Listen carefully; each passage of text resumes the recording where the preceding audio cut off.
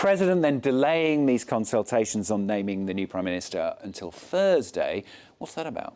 Well, it seems that Saad Hariri, who's the favourite to become Prime Minister again, although he resigned on October the 29th, which is extraordinary in its sense, in itself, has asked for a little bit of extra time so he can get together, presumably, a cabinet. He's been struggling to do that.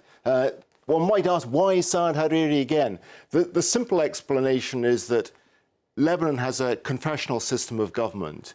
The Prime Minister has to be a Sunni Muslim. Saad Hariri is a Sunni Muslim. The President is a Maronite Christian. The Speaker of Parliament is a Shia Muslim. And Parliament itself, the deputies, are divided 50-50. Saad Hariri also happens to have support among the parliamentary deputies. So that's the reason why he's being pushed back again. The problem, of course, is that for ordinary Lebanese, this is just an extraordinary situation. Having got rid of him back in October, here he is back again. Saad Hariri is trying to sort of pull the people of Lebanon with him by suggesting that this will be a technocratic government rather than a political one. But he's facing opposition to that within the political establishment itself. And perhaps this is what the delay is about, because President Aoun is known to favour more politicians being in the cabinet, as is the extremely powerful Hezbollah Shi'ite organisation in the country. So there seems to be an internal battle going on about what sort of cabinet it should be. In the meantime, as we saw, those protests are continuing. Why are they carrying on? Well, I think you see, one of the reasons they're carrying on is because of the perceived ineptitude of the government, of the ruling establishment. Its failure, despite months of demonstrations, months of negotiations, to come up with anything other than a repetition of the idea of Hariri becoming Prime Minister again.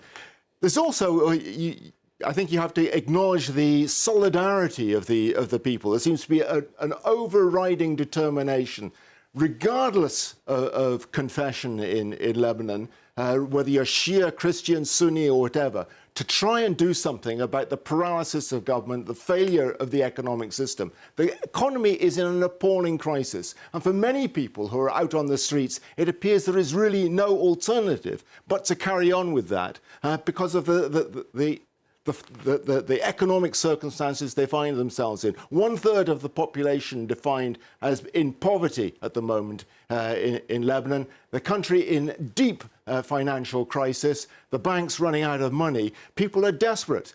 So far, they've managed to avoid violence, although you mentioned earlier on, we've seen signs of it returning over the weekend. But so far, it's been relatively peaceful. It's not necessarily always going to be the case, though. I'm getting the impression, though, from what you're saying, though, Rob, that the political establishment is unlikely to back down here. I mean, what's it doing to try and fight back? Well, it rather looks as though the political establishment is looking for a fudge. I referred to it in my first answer a little bit. President Aoun looking to find some sort of deal whereby there's a mixture of politicians and technocrats inside the government.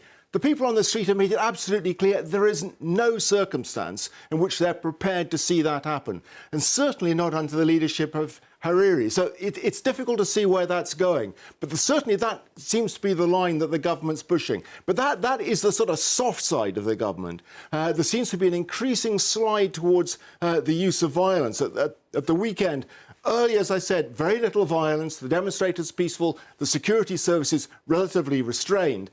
At the weekend, the security services were definitely not restrained. 130 people injured in those clashes. Many people are referring to the tactics used by the security services as brutal. And we've also seen an increasing sign that paramilitary organisations are being allowed to get involved in this as well. You referred to those attacks on the demonstration square in Beirut yesterday, on Monday. Shiite groups attacking the opposition demonstrations, which have been non-sectarian. That is likely to continue and to increase, I think, in the future. And a lot of pressure will be put on the demonstrators to go back off the street and accept whatever sort of deal the government comes up with. Rob, thanks so much. Rob Parsons, our Chief Foreign Editor here on France 24.